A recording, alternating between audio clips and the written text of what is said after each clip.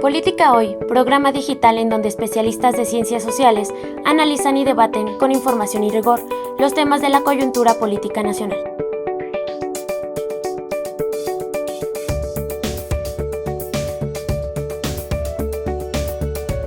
Política Hoy es un programa del Centro de Estudios Políticos de la Facultad de Ciencias Políticas y Sociales de la UNAM, conducido por Sol Cárdenas y Carolina Gilas. Política Hoy, es momento de debatir y analizar la política. Hola, ¿qué tal? Buenas tardes, soy Sol Cárdenas Arguedas, profesora adscrita al Centro de Estudios Políticos de nuestra facultad. Estamos muy contentos el día de hoy en nuestro cuarto episodio del programa digital Política Hoy.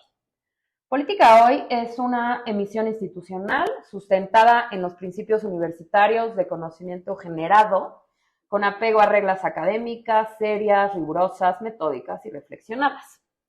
En su formato digital, este programa se publica mensualmente en las redes de nuestro centro, el Centro de Estudios Políticos, en la facultad, y en este espacio invitamos a expertas, a expertos en diversos temas de la coyuntura política nacional, quienes, por supuesto, nos comparten sus puntos de vista y análisis al respecto.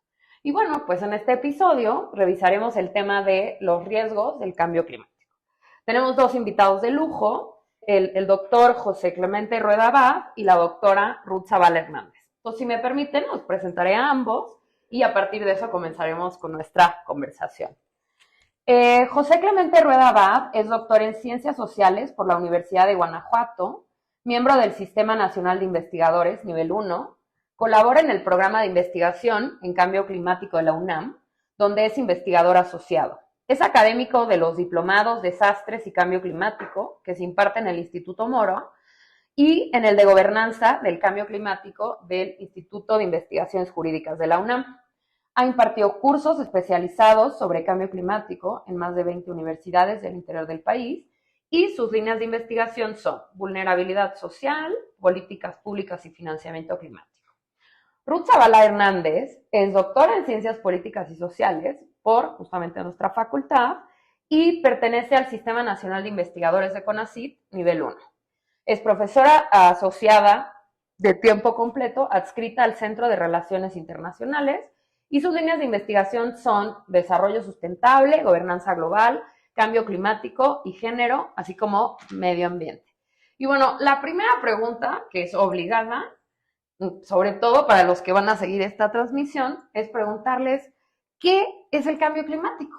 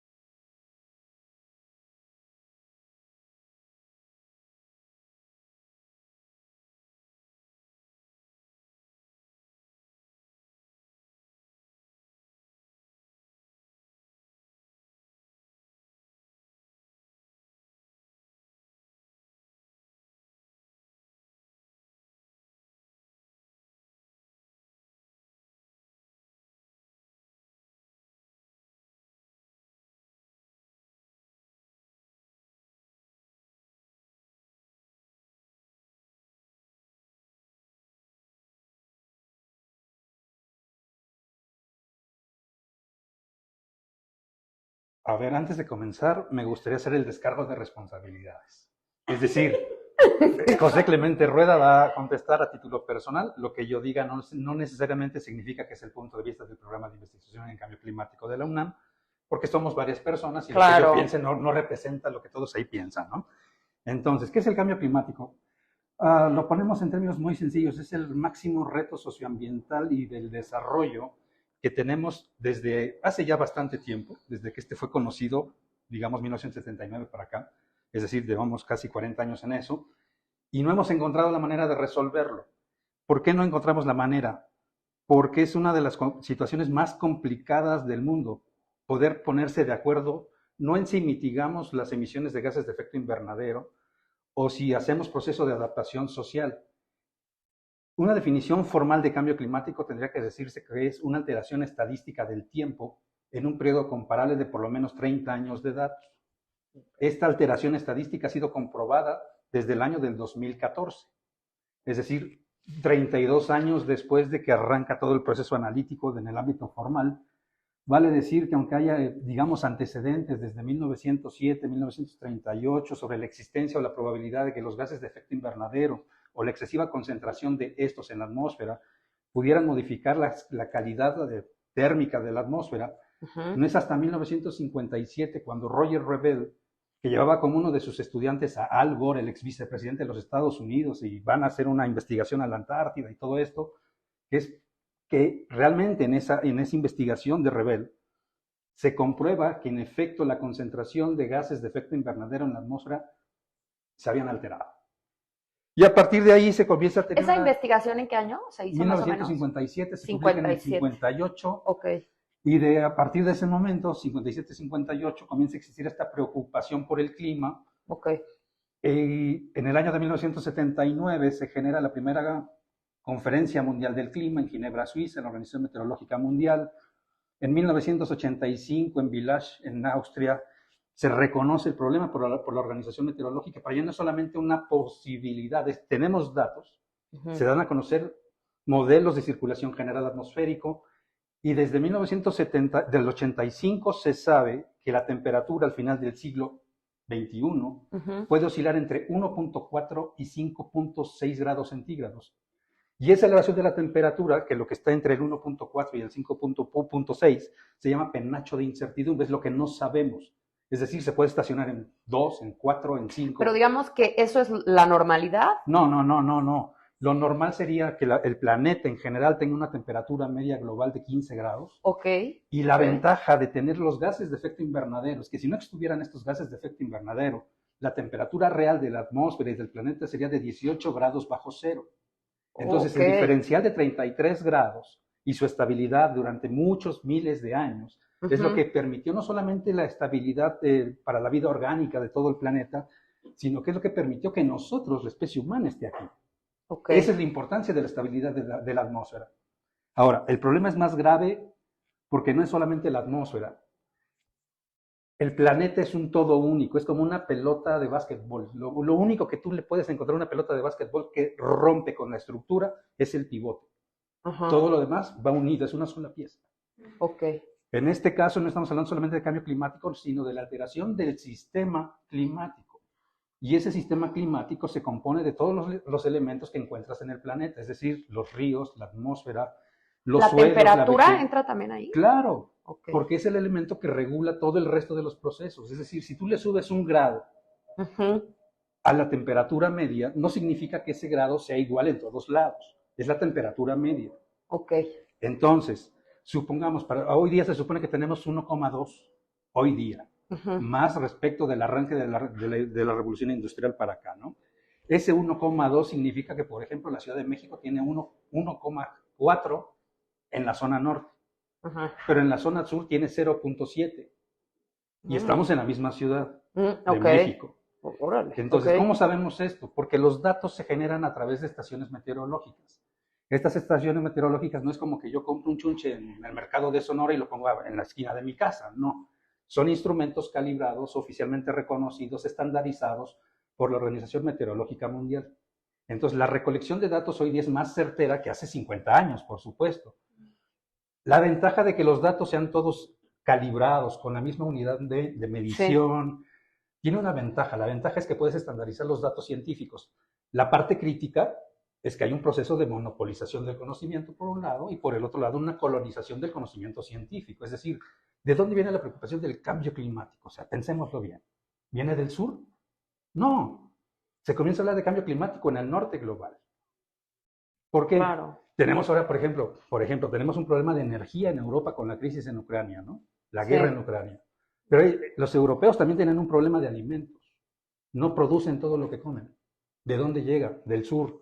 Si el cambio climático impacta los suelos, la calidad de la agricultura, si afecta los principios de soberanía alimentaria en cada una de las naciones, entonces, si nos ponemos tercos con la soberanía alimentaria, por ejemplo, en México, ¿qué vamos a exportar a los Estados Unidos? Nada.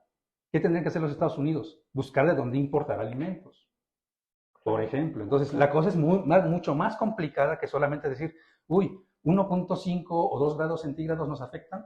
Pues sí, pero es un riesgo admitido por los países del mundo. Oigan, una pregunta, me quiero regresar un poquito a lo que decías, me llamó mucho la atención lo que decías de la Ciudad de México. O sea, esta diferencia de temperatura, ¿a qué se debe? ¿A la altura, a la zona, a la contaminación? A todo.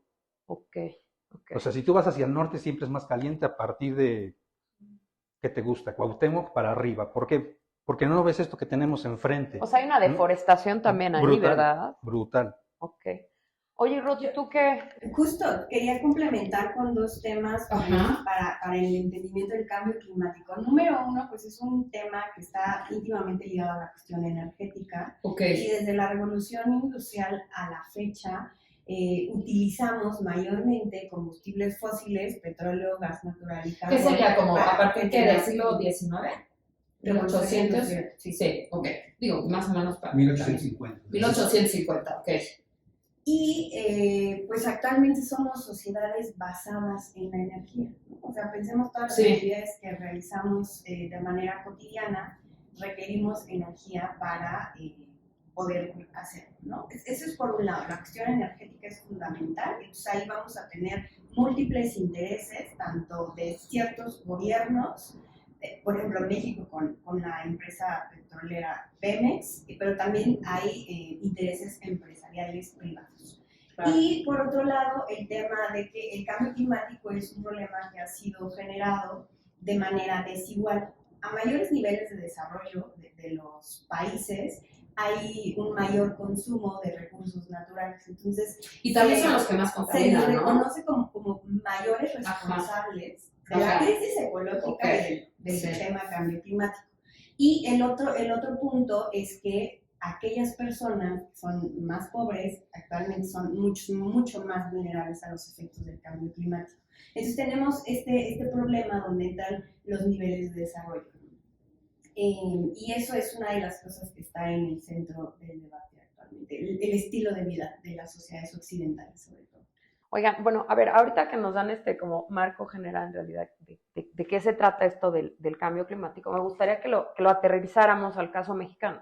¿Qué está haciendo México para resolver este problema?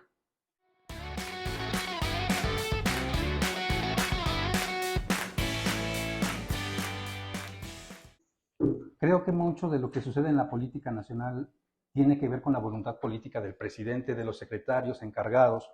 México ha tenido un proceso largo de diseño institucional para poder responder al problema. Digo, en el año del 2005, por ejemplo, se crea la Comisión Intersecretarial de Cambio Climático, que en ese momento contaba con 7 secretarías de Estado.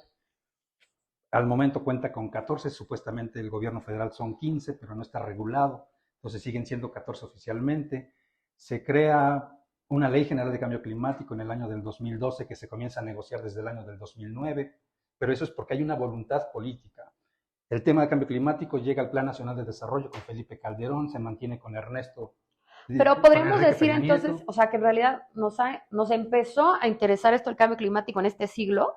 Sí. En México, sí. Digamos, México responde a la reunión de Río de Janeiro. ONU, asiste, firma este acuerdo. Sí, de hecho quien lo firma es Luis Donaldo Colosio en Río de Janeiro. Lo ratifican en el Senado. Ok, o sea, digamos del 90 para acá. No, 92. 92, ok, de 92 para acá, ok. ¿Y ahí qué fue lo que se firmó? Se firmó la Convención Marco de las Naciones Unidas sobre Cambio Climático en la Cumbre de Río. Ok.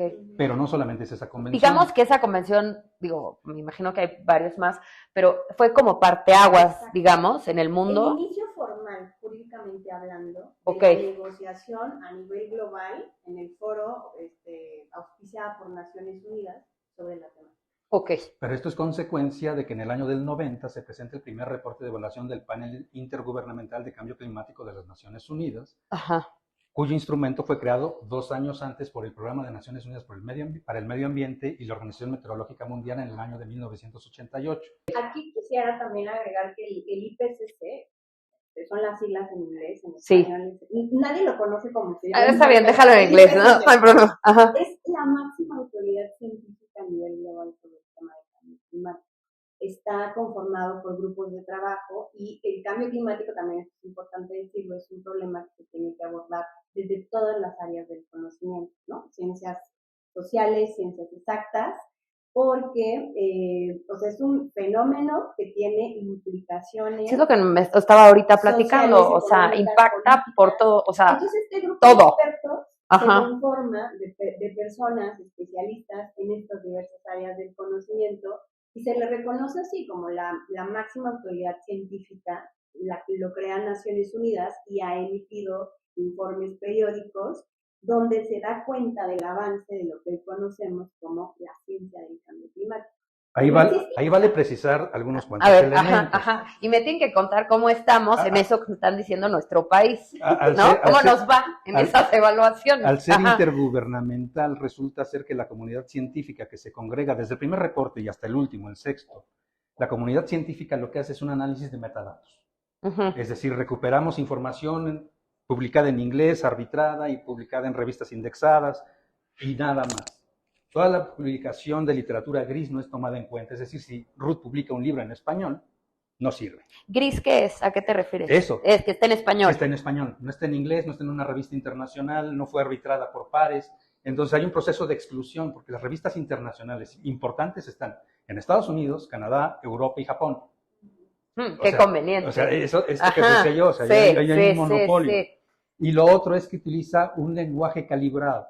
Es decir, una afirmación puede ser algo cierta, muy importante, relativamente lo que tú quieras, ¿no? Entonces vas poniendo una gradación a las sentencias. Lo otro, no utilizan un lenguaje prescriptivo. Es decir, por más que hayan recomendaciones de política pública, no se pueden tomar como tales porque no es el objetivo del panel. No es recomendar. Y tercero, y no menos importante, en el proceso de revisión del producto final... ¿Y entonces quién sí recomienda? Aguántame. Ok. Antes de que salga el informe final y antes de que el público conozca el preliminar, este documento, después de haber sido revisado por pares académicos, es revisado por los gobiernos del planeta. Todos los gobiernos del mundo tienen derecho, aunque no tengan ningún científico en los grupos de trabajo, porque no van de todo el planeta, no son seleccionados de todo el mundo, son algunos cuantos. Si uno revisa históricamente cuáles son los países que más aportan científicos a la evaluación del IPCC, son los del grupo del G20, con un 85% en promedio en cada uno de los procesos de evaluación. Entonces, digamos, en el último reporte de evaluación se consultaron 66,000 documentos arbitrados en 3 grupos de trabajo. Entonces, la narrativa del IPCC no es catastrofista, no es de es el fin del mundo, es más bien pónganse las pilas porque nos vamos a ir al carajo todos juntos. ¿Estamos? Pero ahí ya no depende del IPCC que los gobiernos hagan. Claro. Son los gobiernos los Ya, que digamos, tienen, da un diagnóstico, esto es lo que está pasando, oigan, reaccionen. Y esto es lo que podría pasar. Y esto es lo que podría pasar si no hacemos nada o si lo hacemos bien. Ok, ahora, ¿cuál ha sido el papel de México? O sea, ¿qué tan en serio se lo ha tomado? Entonces, digamos, nada más. haz un paréntesis, sobre esto de los informes. Eso que comentaba Clemente me parece fundamental porque es una de las características que hemos visto a lo largo del 92 para acá, 30 años de negociaciones de cambio climático. Me refiero a la ruptura o el divorcio entre la ciencia y la política. Y ese es precisamente el punto. Los científicos están frustrados diciendo esto es urgente, se requiere declarar una emergencia, a lo que se han comprometido no nos sirve, necesitamos ser más ambiciosos. Y por el otro lado tenemos a una élite política pensando en otros intereses. Y ¿no? tienen otros datos. Mantenerse en el poder, Sí, claro. reelegirse, que su partido siga en el gobierno, etcétera, etcétera. Entonces hay una ruptura. Que hay intereses también económicos Total. que rompen, me imagino, y políticos que rompen con esos diagnósticos. Entonces, ¿no? O sea, son que nos afectan, digamos. complicados. No se llevan en tema. Bueno, creo que estamos en el lugar adecuado para poner una discusión en la mesa que yo traigo desde hace algunos meses y está por publicarse. Es decir, en el contexto de la conferencia de las partes y de la convención marco y de cualquier lado, los estados se comprometen a muchas cosas. Se comprometen y firman lo que sea. Pero en la realidad realmente este estado tiene las capacidades para hacerlo. Y yo creo que no. ¿Por qué? Es que ¿Por ya qué? desde ahí estamos... ¿Y por qué no? Yo, de hecho, ayer estaba escuchando un discurso de Margaret Thatcher, Ajá. la ex primera ministra del de Reino Unido en los finales de los 80. Sí. Y en la conferencia de apertura de la sesión de Naciones Unidas del 89 puso un tema climático de más de 5 minutos. Su speech fue climático. Y donde ella decía, ¿cuál es la capacidad real del Estado cuando el Estado es el problema? Pues estamos hablando de este proyecto neoliberal globalizador que arrancó en la década de los 80 a través de una reforma estructural. Entonces, retomo algo que decía Ruth hace rato. En el caso mexicano, el responsable de la generación de energía en un 90%, porque estamos sacando a los privados, porque no tienen, son neoliberales, ¿no? Entonces es el Estado el que se hace cargo a través de Pemex y a través de CFE. ¿A quién le ponemos la emergencia climática en México en la generación de energía? Al gobierno mexicano, por supuesto, que se autorregule, que limite sus emisiones. Pero en un caso como, por ejemplo, en los Estados Unidos o el Reino Unido, es el Estado el que tiene que regular al sector privado. Cuando uno ve los reportes de emisiones del gobierno mexicano, dice el sector que más genera emisiones es el sector energía, después el sector agricultura. ¿El sector agricultura en manos de quién está? ¿Del Estado? Que yo sepa, el Estado no tiene millones de hectáreas produciéndose.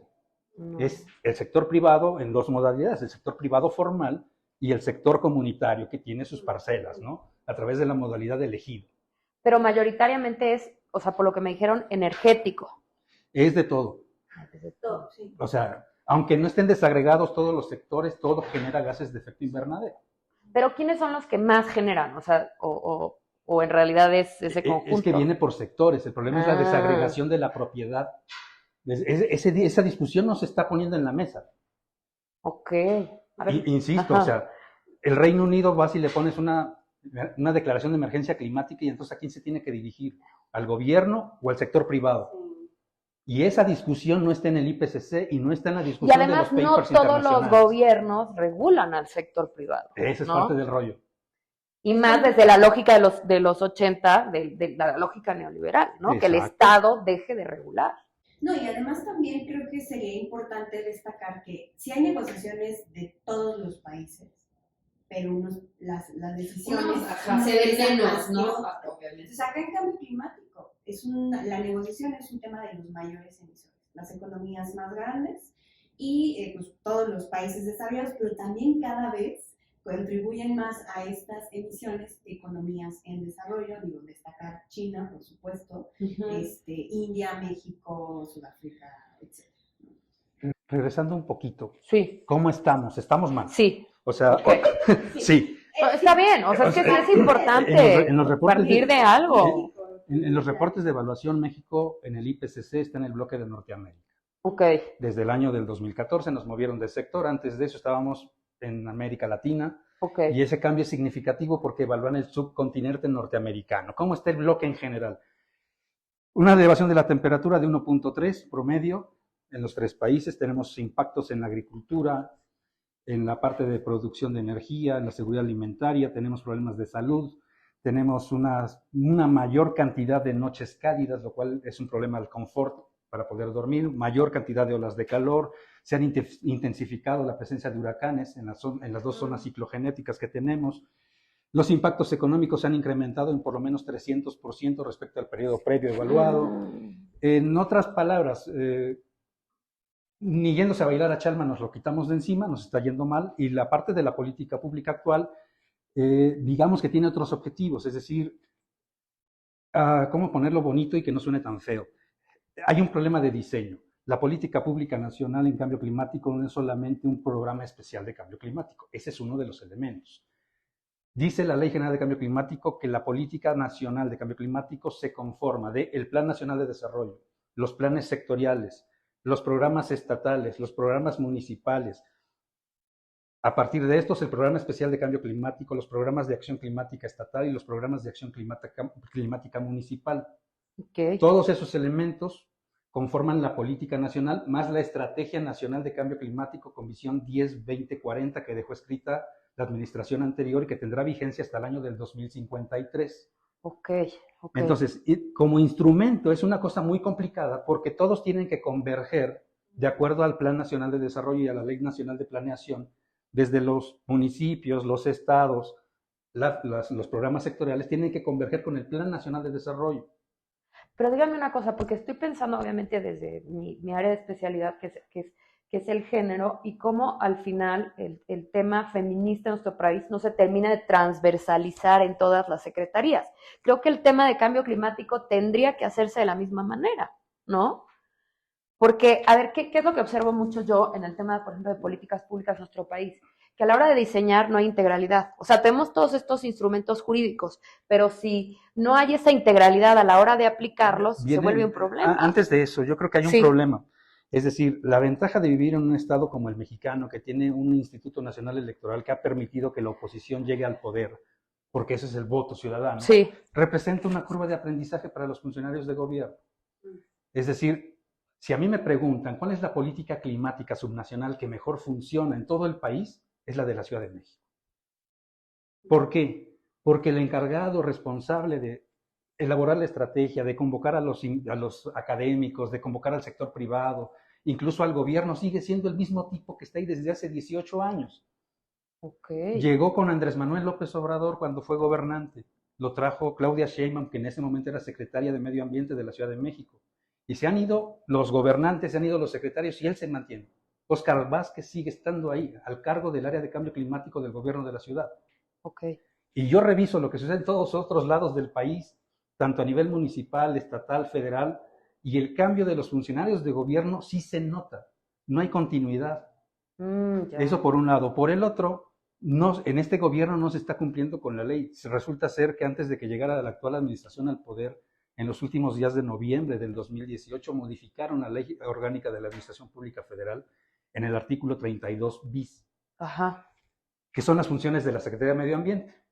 Y ahí dijeron, palabras más, palabras menos, que la Secretaría pasó de ser la encargada de coordinar la política climática a ser la encargada de hacer la política climática, en coordinación con otras 13 secretarías de Estado. Entonces, ¿y dónde entran los especialistas en cambio climático y los científicos? Esos no sirven para nada. Digo, porque coordinar es una cosa que ya está diseñada y que nada más da seguimiento.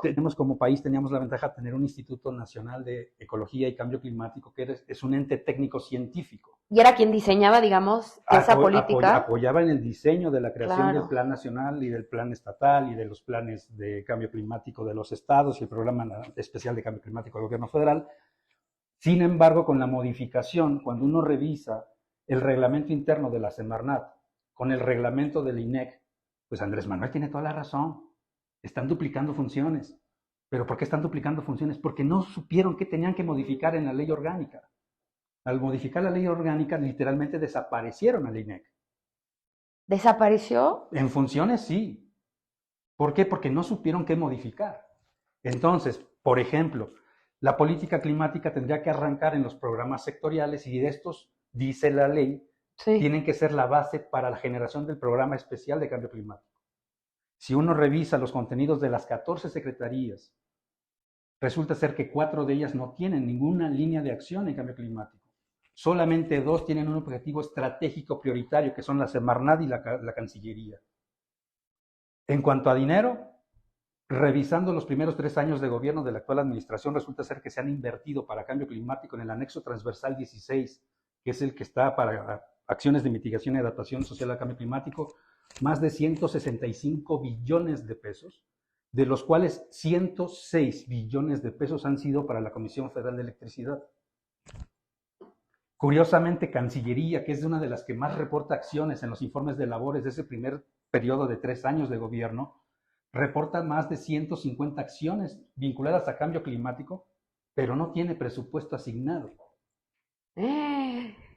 Ok. ¿Qué es lo que hay? Hay una desarticulación brutal.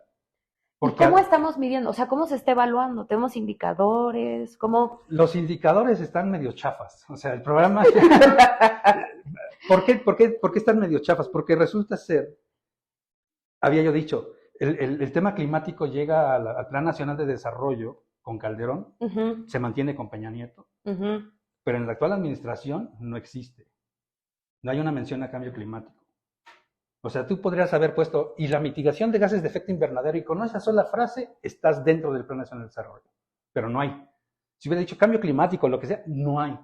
Entonces, eso es por un lado. Y por el otro, de acuerdo a la lógica de planeación, resulta ser que se utiliza una metodología de marco lógico. Eso dice la Ley Nacional de Planeación. No me lo estoy inventando yo. Si tú revisas el Plan Nacional de Desarrollo vigente, no cuenta con estos elementos.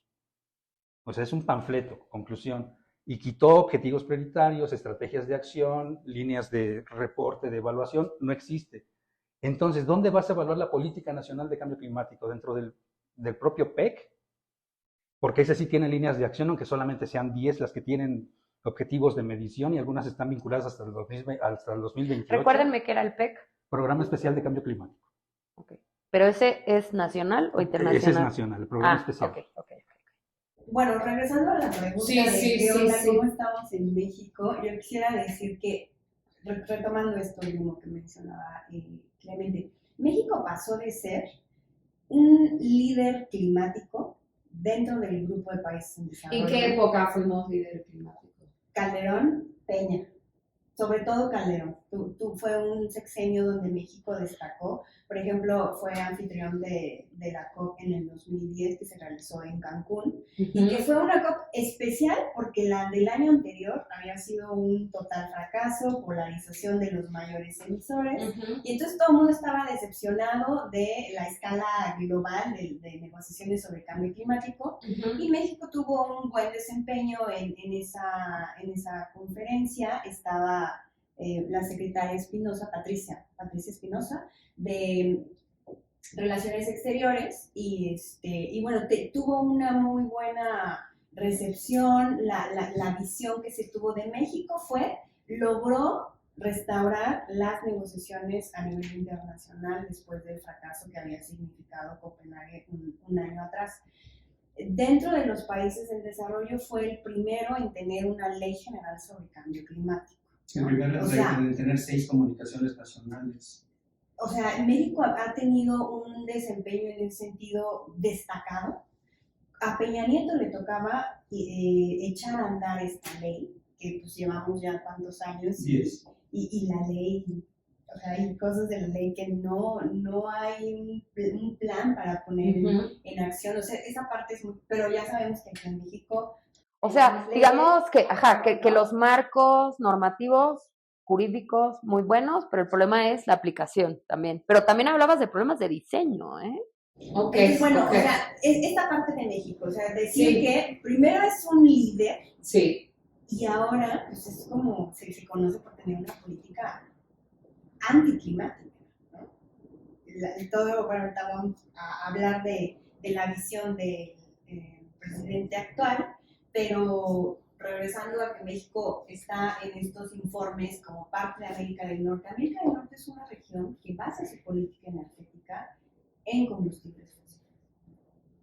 Y bueno, aquí también tenemos el tema de la interdependencia de las economías, sobre todo la mexicana depende de la de Estados Unidos. Y entonces, bueno, pues esto a México lo ha determinado en cierta medida para las cuestiones ambientales, y los planes de López Obrador en materia energética creo que se vieron modificados, han sido obstaculizados por la llegada de Biden a la presidencia de Estados Unidos. Y esto es muy claro, por ejemplo, las visitas que ha tenido John Kerry, que es el enviado especial del clima de Estados Unidos a nuestro país. No es a nuestro país, es a ver a Andrés Manuel, que es distinto. O sea, es la visita. ¿Y eso qué implica? O sea, cuando tú dices, viene directamente a ver a Andrés Manuel, ¿qué significa? Implica que estamos haciendo las cosas fuera de la cacerola. Es decir, México se comprometió como país a firmar y ratificar el Acuerdo de París, que nos compromete a poner una contribución nacionalmente determinada, que es un documento en el cual México dice, en 5 años yo voy a reducir, bueno, en este periodo de 5 años y viéndolo hacia el 2025, 2030, una cierta cantidad de reducción de gases de efecto invernadero, que era un total de 22% con recursos propios y tal vez 30% si contábamos con un elemento adicional, es decir, financiamiento. Hubo una cosa extraña en el proceso de negociaciones climáticas, y es que cuando, por ejemplo, el protocolo de Kioto se dio a conocer en el año del 97, tardó 8 años para poder entrar en vigor, es decir, hasta el año del 2005 con la ratificación de Rusia. Cuando se genera este periodo de estudio, trabajo para generar el Acuerdo de París, que fueron 4 años de trabajo diplomático, se pensó que se iba a tardar también mucho tiempo en implementarse, que entrara en vigor. De hecho, si uno revisa el paquete de acuerdos del Acuerdo de París, resulta ser que ahí la diplomacia climática dice, nos vamos a dar un periodo de 4 años para poder construir todos los recursos, los elementos técnicos y las oficinas y la burocracia y las metodologías para que podamos implementarlo. Pensaron a largo plazo que se iban a tardar y resulta ser que un año después, 2016, el acuerdo estaba firmado, ratificado por un montón de países y entró en vigor antes de tiempo. Y eso ha traído un problema. México se comprometió a reducir emisiones. ¿A qué viene el enviado especial de Estados Unidos en materia climática? Pues a recordarle a Andrés Manuel que el Estado mexicano tiene un compromiso internacional que está por encima del jefe del gobierno. Pero este tema no lo teníamos con Trump.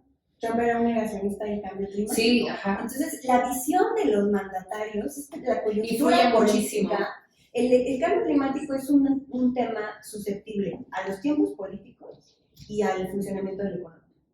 Hoy lo pensamos en el contexto de la pandemia. O sea, la prioridad, crisis sanitaria, crisis económica. O sea, ¿dónde queda el cambio climático y dónde queda la Agenda 2030? Pues quedan en otro lado porque no es prioritario. Resulta ser que preguntas, ¿cómo está México? Nada más te voy a poner un ejemplo. Cuando se reiniciaron las negociaciones después de la pandemia el año pasado, COP26 en Glasgow, la delegación mexicana contó con 15 representantes oficiales, 15 integrantes. México llegó tarde, de hecho, porque al igual que esta semana que está la conferencia de las partes en Egipto, la sesión arrancó de una manera distinta. Normalmente la conferencia de las partes tiene varias rutas de negociación. De hecho, es que normalmente hay 25, 30 salones de negociadores por diferentes lugares con diferentes temáticas, porque no es una sola cosa la que se discute. Y son 2 cosas las que se están negociando. Por una es la reunión de la conferencia de las partes, en este caso es la reunión del Acuerdo de París, y cuando estaba Kioto también era la reunión del Acuerdo de Kioto.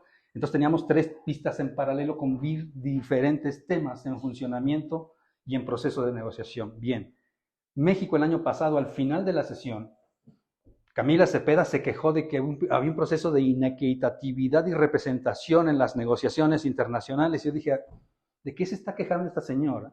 Cuando en principio México lleva 15 negociadores integrantes de la delegación y 5 de ellos eran jóvenes, es decir, no funcionarios de gobierno. Fue la delegación más reducida de los últimos 6 años, desde el Acuerdo de París a la fecha. La segunda con menos integrantes fue la del 2018, fueron 21 integrantes. ¿Pero qué implica eso? Fueron 21 integrantes en 2018, ¿y eso por qué? Porque vino la transición en el gobierno mexicano. Los secretarios de Estado y todo esto no fueron, porque capaz que les cortan la cabeza y ellos están de viaje, ¿no? Entonces, por eso es que no van. Pero 2016... Pero también muestra que no hay un interés real, ¿no? México negocia desde el año del 2002, o sea, México era parte del grupo latinoamericano, del GRULAC. Sí. Y hasta donde yo tengo entendido es el primer país en el mundo que renuncia a un grupo de manera oficial ante Naciones Unidas. Mandó una carta a Vicente Fox. Y nos integramos en el contexto climático es que renuncian al GRULAC. Y se va a meter con unos compañeros de Mónaco, Liechtenstein, Corea, se me olvida el último. Son 5 países más México, el Grupo de Integridad Ambiental. Suiza es el último integrante de este grupo. El Grupo de Integridad Ambiental. y así negociamos. Entonces es un grupo sumamente pequeño como para poder hacerle frente al G77 más China, por ejemplo, o al grupo africano, o a la Unión Europea. Porque aunque vaya Ruth, por ejemplo, ella va representando a un grupo, aunque nada más vaya ella. Sí, es fortalecimiento de las posiciones. O sea, México debería de pensar en América Latina. O sea, regresando al año pasado, México, normalmente la organización de la conferencia son 2 semanas de negociación. La primera son detalles de coordinación, de carácter técnico. Las delegaciones normalmente cuentan con un componente técnico-científico.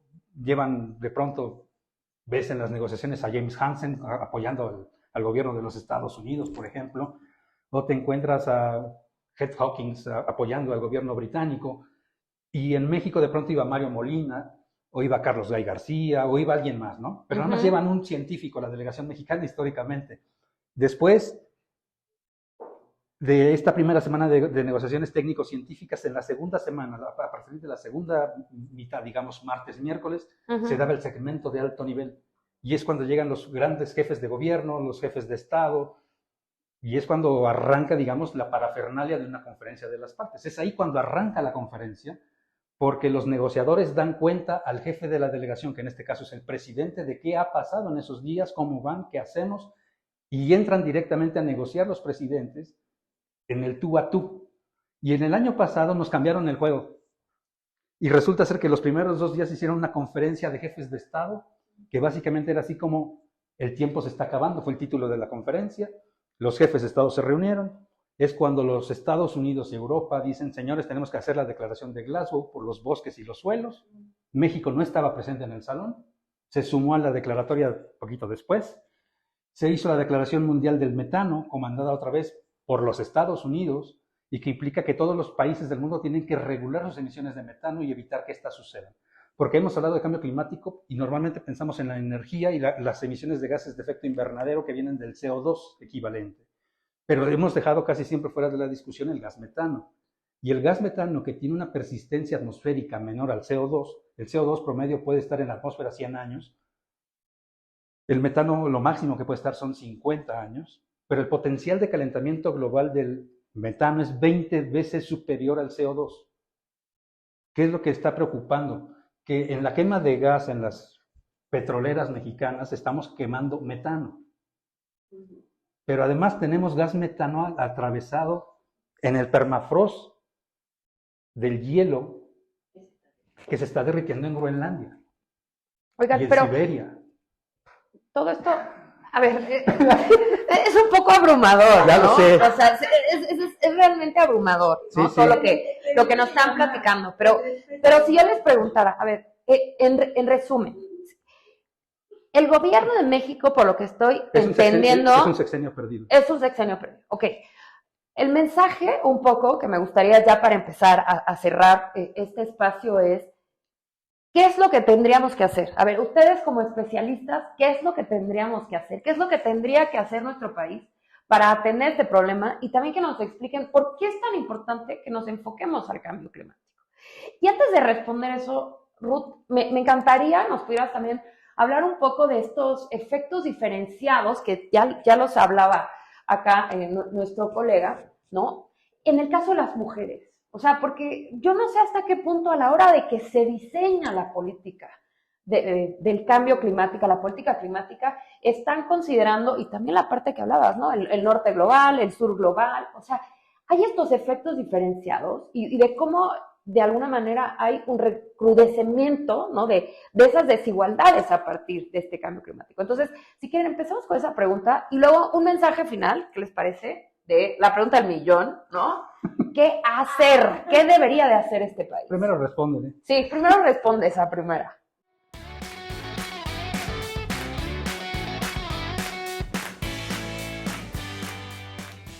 Bueno, sobre el tema de las desigualdades, dentro del cambio climático, pues hay grupos más vulnerables que otros. Ya hablé hace un momento de las personas pobres y también las mujeres son uno de los grupos más vulnerables. La crisis ecológica y el cambio climático se convierte en un obstáculo más para alcanzar la igualdad entre hombres y mujeres. Y esto también se deriva de los roles de género que históricamente han desempeñado estos dos grupos.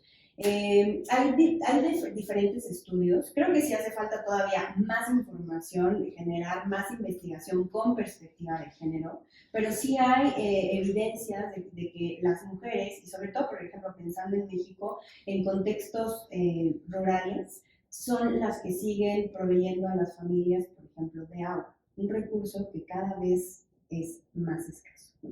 Entonces, en principio es porque se quedaron solas. ¿Cuánto tiempo? El tema de la migración es fuertísimo en varias comunidades. Oigan, ¿y si hay una tendencia en la privatización del agua? Ese es otro tema. Pero si vamos por ahí, digo, no quiero que se amplíen tanto, pero es que todo esto, lo que está pasando en Nuevo León, Monterrey, las refresqueras, o sea, sí hay una tendencia, digamos, dejémoslo hasta ahí. Está la intención. Está la intención, ok. Entonces, exacto, ¿no? Hay muchas, cada vez más familias que tienen jefatura femenina. Entonces, bueno, el tema de proveer de alimentos, de agua, el tiempo que tardas en ir, regresar a tu casa, ¿no? Estas cuestiones. Y por otro lado, por ejemplo, también hay estudios que afirman que en un caso de desastres naturales, las mujeres tienen más riesgo de morir por diferentes cuestiones, incluso las cuestiones de educación, ¿no? El analfabetismo todavía es un problema en parte de la población de nuestro país y no hay manera de acceder a esa información, ¿no? Incluso ahora también hay estudios de cuántas mujeres tienen acceso a un teléfono inteligente, a internet, ¿no? Donde estén alerta de los avisos, etcétera.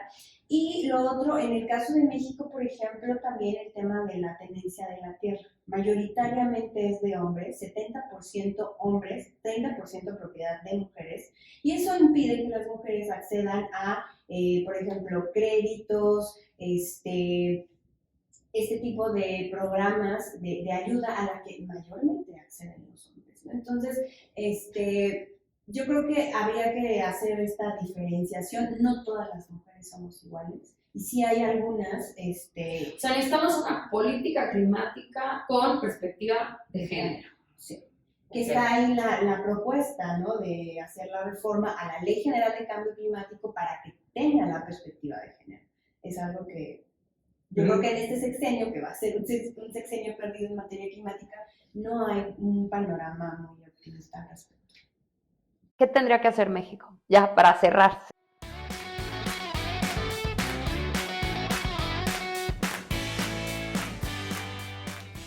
Primero, pensarlo primero hacia largo plazo, es decir, los gobiernos del mundo están apostando por una reducción de emisiones netas cero en el año 2050, porque eso recomendó el IPCC en el año del 2018-19 con la presentación del informe derivado de la solicitud del Acuerdo de París, y es que exista un estudio que nos diga qué es más grave, si 1.5 o 2 grados, y obviamente en cambio climático es más grave 2 que 1.5, y es más grave 5 que 2.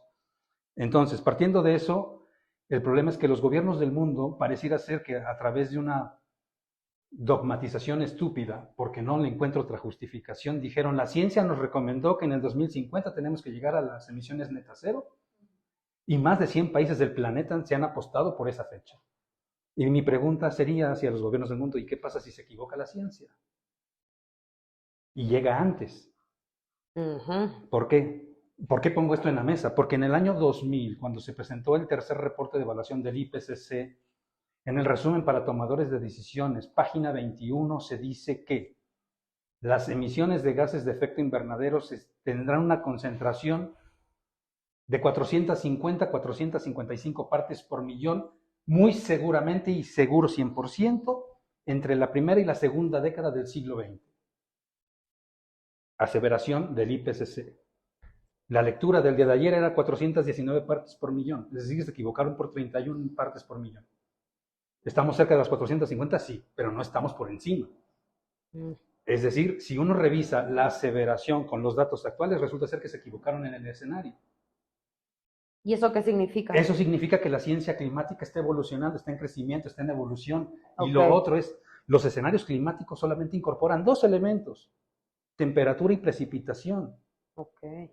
Si uno tuviera un modelo climático con una capacidad de cómputo brutal, donde además coloques la interacción océano-atmósfera, la interacción del suelo con la atmósfera, de la biodiversidad con la atmósfera, de los seres humanos con la atmósfera, y pudieras colocar el millón de elementos que están en el sistema climático, yo estoy casi seguro que los impactos climáticos puestos al 2040, que tienen que ver con el punto de no retorno y la llegada al 1.5 grados, no va a darse ahí, se va a dar mucho antes.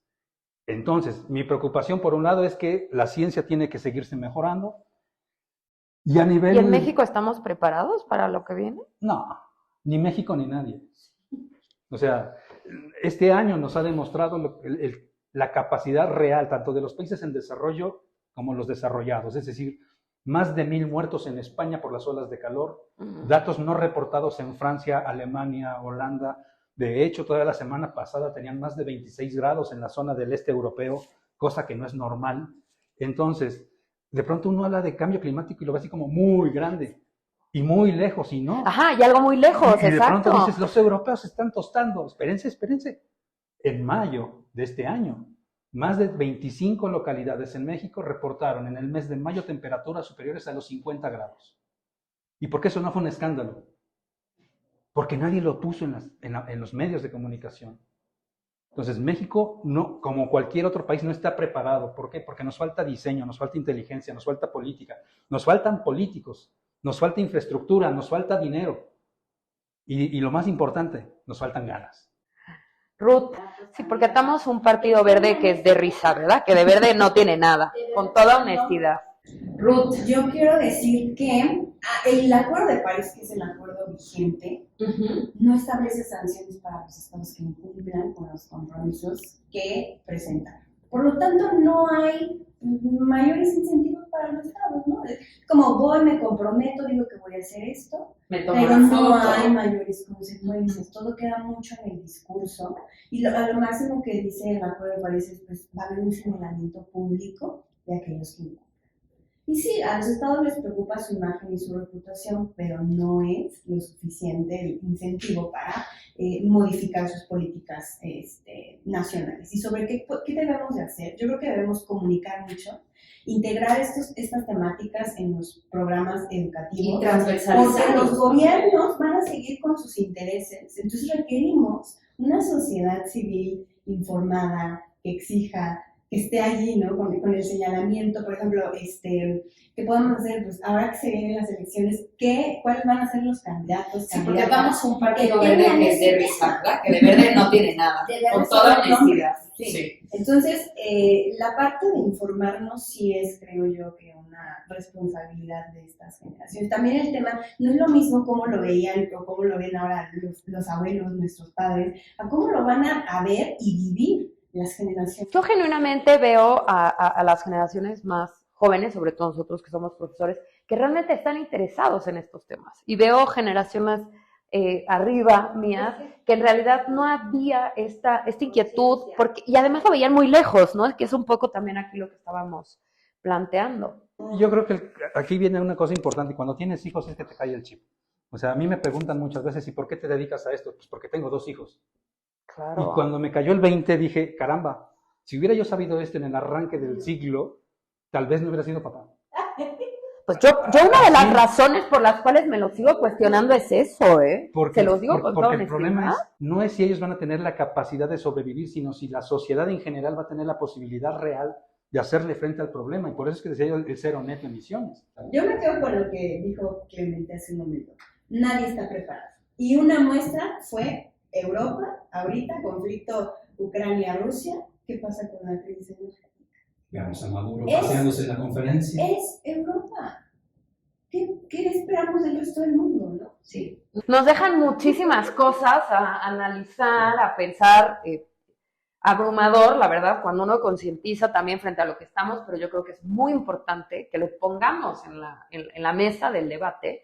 Y pues bueno, qué felicidad, la verdad, que hayan compartido este espacio con nosotros. Muchísimas gracias a los invitados de lujo. Y pues bueno, agradecer a los que seguirán esta transmisión. Y pues bueno, nos vemos en el próximo episodio de Política Hoy. Hasta luego.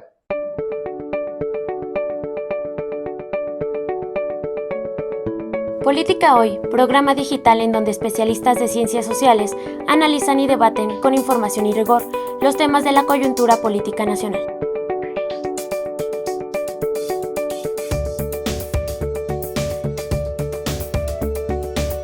Política Hoy es un programa del Centro de Estudios Políticos de la Facultad de Ciencias Políticas y Sociales de la UNAM. Política Hoy, es momento de debatir y analizar la política.